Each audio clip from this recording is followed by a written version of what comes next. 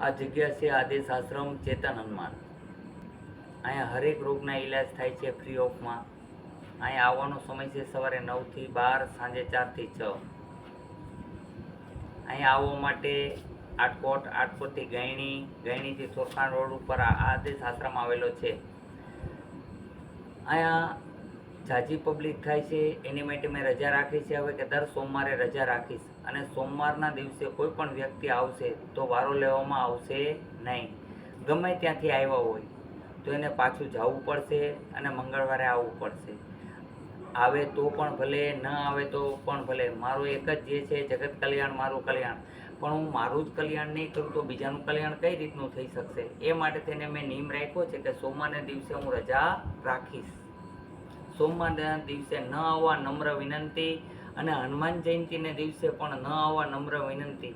કારણ કે હનુમાનજીનો હવન થશે એ દિવસે, મોટો અહીંયા ઉત્સવ છે, એ માટે દર્શન કરવા માટે આવવાની છૂટ છે. દવા બાબતે હનુમાન જયંતિને દિવસે પણ ન આવવું. અને ખાસ સોમવારે એક દિવસ રજા રહેશે, બાકીના દિવસોમાં ચાલુ જ રહે છે. જે લોકો બહારથી આવતા હોય એ લોકોએ વહેલું આવવું, વહેલું આવી અને ટોકન મેળવી લેવું તો 100% એના ટાઈમસર એને લઈ લેશું અને એના દર્દનો ઈલાજ કરી આપશું.